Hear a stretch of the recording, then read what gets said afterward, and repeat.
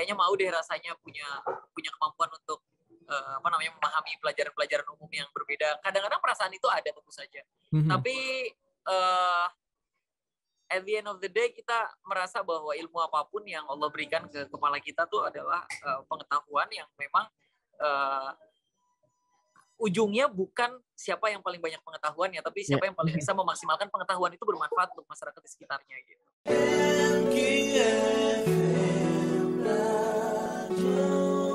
Dari perjalanan pendidikan ini Gus Romzi kan, dari mondok, mulai dari MI, MTS, kemudian MA, lanjut ke Jakarta ya Gus ya, masuk ke UIN Jakarta untuk meneruskan pendidikan di kampus.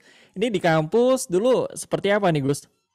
Dari kampung halaman ke Jakarta, ceritanya di kampus ini gimana nih Gus?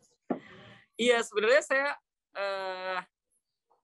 saya bisa dibilang tidak terlalu menikmati dunia kampus ya waktu itu karena selesai di pesantren saya diminta masuk ke fakultas di Rosa Islamiyah, kuliah tuh di Rosa Islamiyah Wal Arabiyah gitu. Jadi studi Islam dan sastra Arab gitu ya. Yeah. Seperti banyak mengulangi pelajaran-pelajaran yang ada di pondok pesantren meskipun skalanya dibuat lebih besar lah. Misalnya sebelumnya saya ngaji Sahih Bukhari, di kampus ngaji Fathul Bari gitu ya. Tapi kan konten dan substansinya sama gitu. Kadang-kadang saya waktu itu karena mungkin lama di pesantren gitu merasa agak kurang bisa menikmati proses di sana karena harapan saya waktu itu saya bisa kuliah jurusan yang lain gitu ya, sastra Inggris atau ngambil jurusan komunikasi politik dan sebagainya. Dulu saya agak berpikir begitu. Terus tapi orang tua minta saya ngaji lagi, jadi saya melaksanakan tugas itu. Tapi yang paling berharga menurut saya selama aktivitas saya di Jakarta adalah itu pertama kalinya saya keluar dari zona eksklusif pesantren gitu ya. Di pesantren kan kita melihat semua orang sholat, di pesantren kita melihat semua orang mencoba berlomba untuk melakukan kebaikan. Di pesantren kita melihat ada komitmen yang dibangun, ada value yang sama yang mungkin tidak saling bertabrakan satu sama lain. Pada saat sampai di Jakarta ada kesadaran gitu ya di dalam diri saya ternyata hidup nggak selancar itu.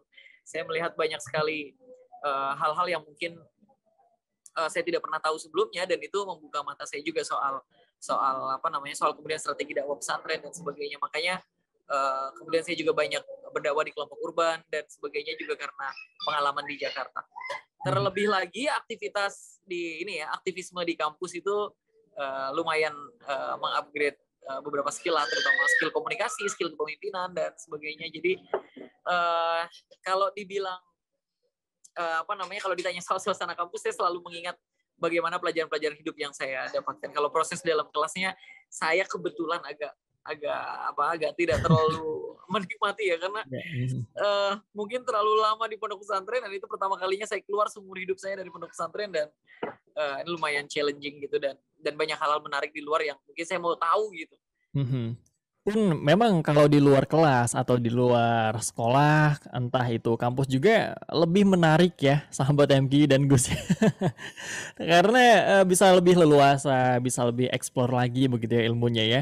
Dan kalau tadi Gus Romzi katakan ini tadi pernah terbesit juga kuliah untuk ilmu politik juga pernah ingin ya. Kemudian tadi sastra Inggris juga pernah. Sebenarnya ini cita-cita Gus Romzi ini apa nih kalau dari kecil ya? Aslinya nih ya, sebenarnya apa? Dan pernah terbesit juga enggak nih? Mempunyai pondok seperti sekarang dan bergelut di dunia pendidikan juga akhirnya? Kalau bergelut di dunia pendidikan sih itu sudah jadi kayak komitmen ya sejak kecil gitu. Baik. Orang tua juga pernah nanya sama saya, misalnya Romzi kamu mau ngabdi di bidang apa setelah ini gitu. Terus saya jawab saya berkhidmat sebagaimana abuya, kakek dan sebagainya berkhidmat gitu ya. Itu di jalur pendidikan. Artinya sejak kecil memang saya punya cita-cita jadi guru. Jadi saya suka banget ngajar tuh, saya suka banget ketemu anak-anak, mengajar dan sebagainya. Jadi terus cita-citanya saya agak naikin dikit, kok kayaknya skalanya kecil banget gitu kan. Orang tua punya sekolah, masa cita-citanya jadi guru. Akhirnya saya punya cita-cita jadi kepala sekolah gitu. Saya sempat jadi kepala sekolah SMP, pernah kepala sekolah SMA gitu yang saya dirikan sendiri gitu dan memang kalau ditanya passionnya di mana ya di pendidikan, di dulu saya selalu bilang kalau Romzi itu seorang educator gitu, seorang pendidik. Meskipun kemudian mungkin aktivitas di kampus ya, di dunia aktivisme memang banyak banget topik-topik atau pembicaraan terkait dengan isu politik, isu isu-isu nasional yang mungkin relevan dengan tidak relevan dengan urusan pendidikan. Hal itu membuat saya tertarik juga. Tapi kalau ditanya dan harus kasih jawaban sederhana Romzi itu siapa, ya saya masih jawab Romzi itu ya seorang pendidik gitu. Tapi tapi yang tertarik dengan banyak urusan lain. Kalau komunikasi politik mungkin dan sastra Inggris ya, karena saya suka sekali bahasa Inggris. Mungkin hari ini juga kemampuan bahasa Inggris saya melampaui kemampuan bahasa Arab saya gitu. Tidak seperti pertama kali nyampe ke Jakarta, tentu saja bahasa Arab saya jauh lebih bagus karena alumni pesantren. Tapi sekarang kayaknya bahasa Inggris saya jauh lebih bagus daripada bahasa Arab saya, dan kalau soal komunikasi politik nggak tahu, dulu kedengaran keren aja kayaknya, jadi saya sempat minta komunikasi politik. Baik ya, yang akhirnya juga ini juga nyerempet-nyerempet ya di dunia politik. Tapi di dunia pendidikan ini, Gus Romzi ya. Awal mulanya dulu ceritanya seperti apa? Akhirnya mendirikan pondok di luar Jawa juga, alhamdulillah, dan menjadi direktur ya pendidikan, direktur pendidikan Al-Sihor Foundation. Seperti apa ini ceritanya? Dan apa yang membuat Gus Romzi tergerak menggeluti dunia pendidikan? Tadi alasannya memang untuk berkhidmat ya, meneruskan Abuya juga begitu ya. Tapi ini awalnya tadi ceritanya bisa mendirikan dan menjadi direktur Al-Sihor ini seperti apa nih? Awal mulanya. Ya awalnya bayangan saya adalah saya akan melanjutkan legacy orang tua di Cirebon ya, karena orang tua punya pondok pesantren, punya banyak lembaga juga di dalamnya. Jadi saya berpikir saya akan kembali ke Cirebon dan membantu orang tua meningkatkan kualitas pendidikan di sana gitu. Tapi one day tiba-tiba Abuya punya inisiatif untuk gimana kalau kita bikin cabang pesantren di luar Jawa gitu. Kayaknya kok di sana masih jarang banget pondok pesantren gitu. Akhirnya kita coba cari-cari dan pilihlah daerah namanya Melawi di Kalimantan Barat. 12 jam dari Pontianak. Dulu belum ada kapal terbang, jadi kita masih naik bus dari Pontianak ke Melawi itu 12 jam. Dan di sana itu belum ada pondok pesantren. Even ustadz aja ternyata sedikit sekali jumlahnya. Waktu cuma ada 3 kalau nggak salah ustadz di sana. Nah, terus saya ditinggal di sana oleh orang tua dan diminta untuk berinteraksi sama masyarakat. Benar-benar ditinggal.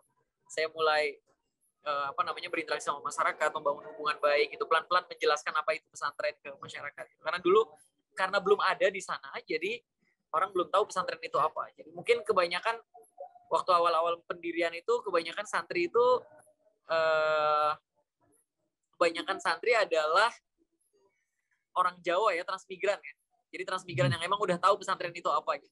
Tapi lambat laun alhamdulillah dan ini ngebahagiain banget, banyak banget anak-anaknya mualaf yang kemudian mondok, orang-orang Dayak yang dari pedalaman kemudian juga mondok gitu, dan berlanjut sampai hari ini. Hari ini kayaknya nggak didominasi oleh orang trans lagi karena udah banyak masyarakat asli Kalimantan yang mondok di sana juga. Jadi itu lumayan life changing experience lah, pengalaman yang merubah cara berpikir saya soal dakwah, cara berpikir saya soal hidup, cara berpikir saya soal pendidikan, even berada di luar Jawa, di daerah yang benar-benar terpencil, dan itu pengalaman yang mendewasakan dan bersyukur banget sih bisa dapat kesempatan itu.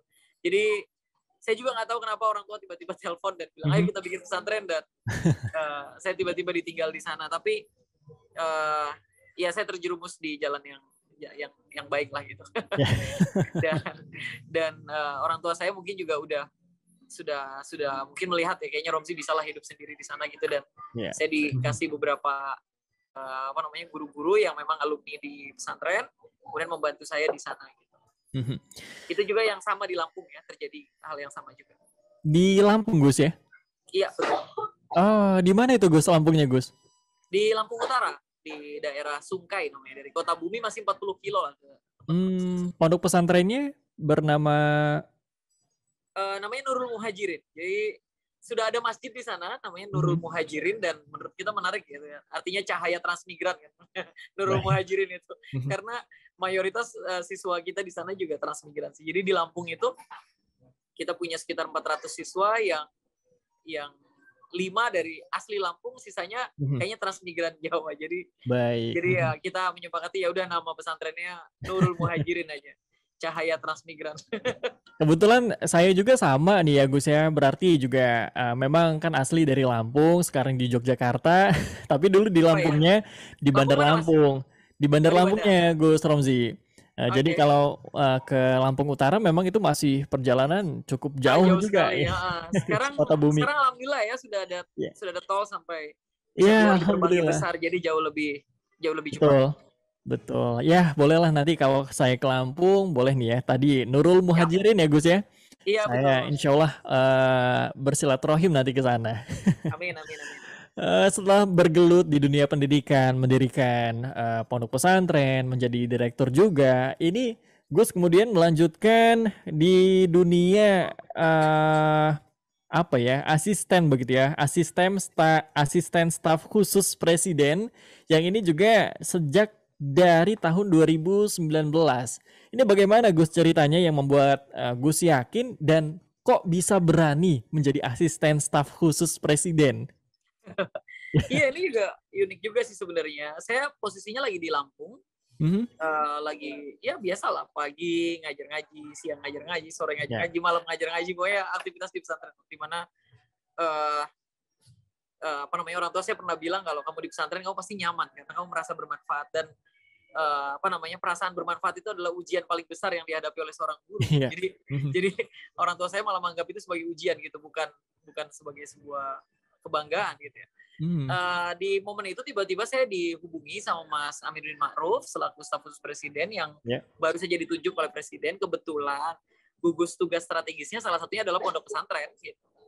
Nggak tahu mengapa tiba-tiba saya yang dihubungi dan diminta untuk bergabung dalam tim gitu. Jadi alhamdulillah sih nggak sampai tolabul amanah ya, nggak sampai minta amanah itu gitu, nggak yang apply for a job gitu, tapi saya di invite, diminta bergabung untuk membantu tim, dan Masya Allah. Dan alhamdulillah sih saya dapat izin dari orang tua, jadi saya sempat ke Cirebon bilang sama Buya, ini diminta menemani Mas Amin membantu presiden urusan-urusan pondok pesantren. Kalau Abuya meridoi ya saya akan tinggal di Jakarta, tapi kalau enggak ya saya akan kembali ke Lampung. Dan akhirnya Abuya ya udah kalau ngurusinnya pondok pesantren sih Abuya nggak apa-apa gitu. Akhirnya ya dari situlah akhirnya ada di Jakarta dan sampai hari ini. Banyak sih kebahagiaan baru yang mungkin kita terlibat dalam banyak kebijakan-kebijakan yang fundamental dan penting buat pondok pesantren. Misalnya kita juga Mas Amin dan kita dalam tim bersama-sama mendorong adanya dana abadi pesantren, dan alhamdulillah sudah ditandatangani presiden. Kemudian kita juga banyak melakukan program kayak capacity building dan community development di pesantren-pesantren.